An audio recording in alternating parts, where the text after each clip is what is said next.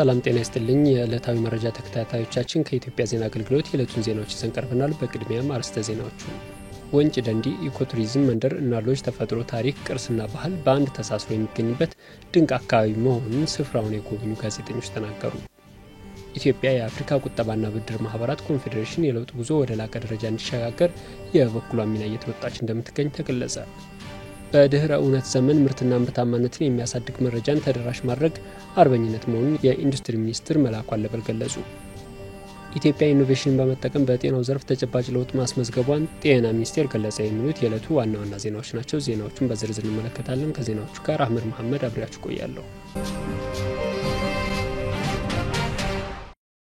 የወንጭ ደንዲ ኢኮቱሪዝም መንደርና ሎጅ ተፈጥሮ ታሪክ፣ ቅርስና ባህል በአንድ ተሳስሮ የሚገኝበት ድንቅ አካባቢ መሆኑን የህዝብና የግል ሚዲያ አመራርና ባለሙያዎች ገለጹ።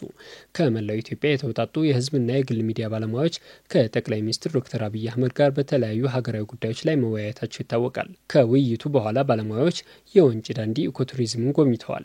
በዚህ ወቅት የኢዜአ ምክትል ስራ አስፈጻሚ አቶ ፍጹም እሸት ሽመልስ እንዳሉት ወንጭ ደንዲ ኢኮቱሪዝም መንደርና ሎጅ ተፈጥሮ ታሪክ፣ ቅርስና ባህል በአንድ ተሳስሮ የሚገኝበት ድንቅ አካባቢ ነው። ሀገር ያላትን ጸጋ በሚገባ አይቶ የማልማት የመጠበቅና የማቆየት ስራን በግልጽ ያሳየ አካባቢ እንደሆነም ተናግረዋል። ወንጭ ደንዲ ኢኮቱሪዝም መንደርና ሎጅ ከማህበረሰቡ ጋር ከልብ የተሳሰረ አስደናቂ የቱሪስት መዳረሻ መሆኑን መመልከታቸውን ገልጸዋል። የመገናኛ ብዙሃን ይህን ስራ በማስተዋወቅ ረገድ የበኩላቸውን እየተወጡ ቢሆንም የበለጠ መስራት ይጠበቅባቸዋል ብለዋል። የኦሮሚያ ብሮድካስት ኔትወርክ ምክትል ስራ አስኪያጅ አንዋር ጀማል በበኩላቸው ወንጭ ደንዲ ኢኮቱሪዝም መንደርና ሎጅ በጥበበኞች የተሰራ ድንቅ የተፈጥሮ መዳረሻ ነው ብለዋል። ከኢትዮጵያ ፕሬስ ድርጅት የህግ አገልግሎት መምሪያ ስራ አስፈጻሚ አባራ አዳሙ በበኩላቸው የወንጭ አስደማሚ ተፈጥሮ ዘመናዊነት ታክሎበት ከተሰራ በኋላ ድንቅ አካባቢ ሆኖ መቀጠሉን ጠቅሰዋል። መንግስት በተፈጥሮ የታደሉ አካባቢዎች በመለየት እያለማ ያለው ስራ ታችና ተጠናክሮ መቀጠል ያለበት ነው ብለዋል። እንደ አንድ የመገናኛ ብዙሃን ባለሙያ የተሰሩ ስራዎችን በማስተዋወቅ ረገድ የበኩላቸውን ሚና እንደሚወጡ ነው ያረጋገጡት። የጉብኝቱ ተሳታፊዎች በክልሉ የተከናወኑና በስራ ላይ ያሉ የልማት ፕሮጀክቶች ከሀገራዊ ፋይዳቸው አንጻር እጅግ ጠቃሚና አስፈላጊ ናቸው ብለዋል። ኢትዮጵያ የአፍሪካ ቁጠባና ብድር ማህበራት ኮንፌዴሬሽን የለውጥ ጉዞ ወደ ላቀ ደረጃ እንዲሸጋገር የበኩሏን ሚና እየተወጣች እንደምትገኝ ተገለጸ። የ2025 የአፍሪካ የቁጠባና ብድር ህብረት ስራ ዘርፍ የአሰራርና ቁጥጥር ስርዓት ደህንነት ጉባኤና ስልጠና ከዛሬ ጀምሮ በአዲስ አበባ ይካሄዳል። ከአፍሪካ 24 ሀገራት፣ ሰሜን አሜሪካና አውሮፓ የሚወከሉ ተሳታፊዎች በሚታደሙበት በዚህ የስልጠና መድረክና ጉባኤ በቁጠባና ብድር ህብረት ስራ ማህበራት አሰራርና ቁጥጥር ቁልፍ ጉዳዮችና ተግዳሮቶች ላይ ውይይት ይደረጋል። የግብርና ሚኒስትር ዴኤታ ዶክተር ሶፊያ ካሳ በዚህ ወቅት የግብርናው ዘርፍ ለኢትዮጵያ የኢኮኖሚ የጀርባ አጥንት ነው ብለዋል። ለስራ ዕድል ፈጠራ፣ ለጠቅላላ ለሀገር ውስጥ ምርት ማደግና በሚሊዮን ለሚቆጠሩ ዜጎች መኖሪያም ጭምር መሆኑን ተናግረዋል።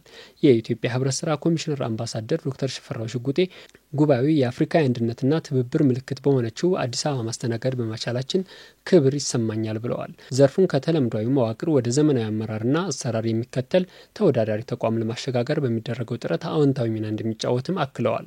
መድረኩ አዳዲስ ሀሳቦች ለመለዋወጥ ውጤታማ ዓለም አቀፍ ተሞክሮዎችን ለመጠቀምና ከአፍሪካ ሀገራት ጋር አጋርነት ለመፍጠር መልካም አጋጣሚ ነው ብለዋል።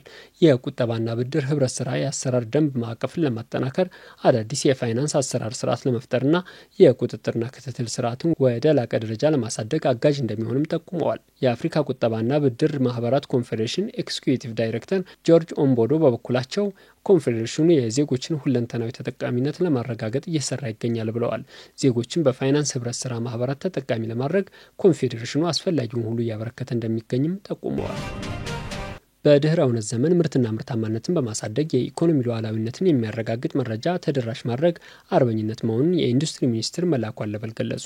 የኢንዱስትሪ ሚኒስቴር በ2017 ዓ.ም የኢትዮጵያ ታምርት ዓመታዊ ኤክስፖና ከረሃብ ነጻ ዓለም አቀፍ ጉባኤ መሳካት አስተዋጽኦ ላበረከቱ የሚዲያ ተቋማት የእውቅና መርሃ ግብር አካሂደዋል። የኢንዱስትሪ ሚኒስትር መላኩ አለበል እንዳሉት ከረሃብ ነጻ ዓለም አቀፍ ጉባኤ የኢትዮጵያ በአምራች ኢንዱስትሪና በግብርና ዘርፍ ያላትን እምቅ አቅም ለዓለም ያሳየችበት እንዲሁም ዓለም አቀፍ ጉባኤዎችን የማካሄድ የተሟላ አቅም እንዳላት ያስመሰከረችበት ነው ብለዋል።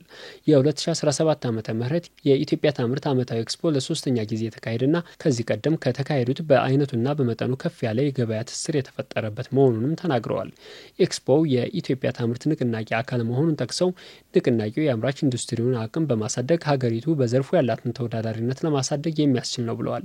ለኢትዮጵያ ታምርት ኤክስፖና ንቅናቄው እንዲሁም ከረሃብ ነጻ ዓለም አቀፍ ጉባኤ መሳካት የሚዲያና ኮሚኒኬሽን ዘርፉ ከፍተኛ አስተዋጽኦ ማድረጉን ገልጸዋል። ከ2014 ዓ.ም ጀምሮ ባለፉት 3 ዓመታት የተከናወነው የኢትዮጵያ ታምርት ንቅናቄ የግንዛቤ መፍጠሪያ ምዕራፍ በተሟላ መልኩ መሳካቱንም አንስተዋል። ለዚህ ስኬት የሚዲያዎች ሚና ከፍተኛ ነው ያሉት ሚኒስትሩ ትክክለኛ መረጃ ለሕዝቡ በማድረስ ግንዛቤ እንዲፈጠር አድርገዋል ነው ያሉት። በድህረ እውነት ዘመን ምርትና ምርታማነትን በማሳደግ የኢኮኖሚ ሉዓላዊነትን የሚያረጋግጥ መረጃ ተደራሽ ማድረግ የዘመኑ አርበኝነት መሆኑንም አስረድተዋል። ኢትዮጵያ ኢኖቬሽን በመጠቀም በጤናው ዘርፍ ተጨባጭ ለውጥ ማስመዝገቧን የጤና ሚኒስቴር አስታወቀ። ዓለም አቀፍ የጤና ኢኖቬሽንና ጥራት ጉባኤ ኢኖቬሽን ለሁለንተናዊ የጤና ሽፋን በሚል መሪ ሀሳብ በአዲስ አበባ መካሄድ ጀምሯል። የጤና ሚኒስትር ዴኤታ ሳረላ አብዱላሂ በጉባኤው ባደረጉት ንግግር ኢትዮጵያ ባለፉት ዓመታት በጤናው ዘርፍ በሽታን በመከላከልና አክሞ በማዳን ከፍተኛ ውጤት ማስመዝገቧን ገልጸዋል።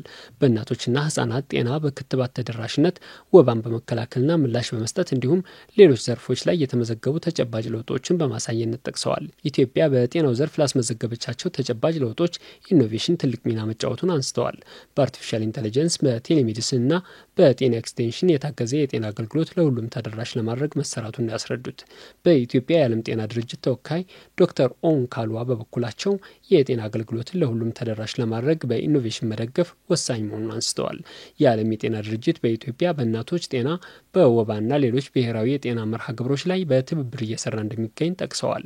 የኢኖቬሽንና ቴክኖሎጂ ሚኒስትር ዴኤታ ባይሳ በዳዳ በጤናው ዘርፍ ጥራትን፣ ተደራሽነትና ፍትሐዊነትን ለማረጋገጥ ኢኖቬሽን ከፍተኛውን ሚና ይጫወታል ብለዋል። ለ3 ቀናት የሚካሄደው ዓለም አቀፍ የጤና ኢኖቬሽንና ጥራት ጉባኤ ኢትዮጵያ ከዓለም ጤና ድርጅት ጋር በመተባበር ያዘጋጀችው ሲሆን በኢትዮጵያ ሲካሄድ የመጀመሪያው ነው ተብሏል። ተመልካቾቻችን ዜናው አበቃ። ሰላም ቆዩ።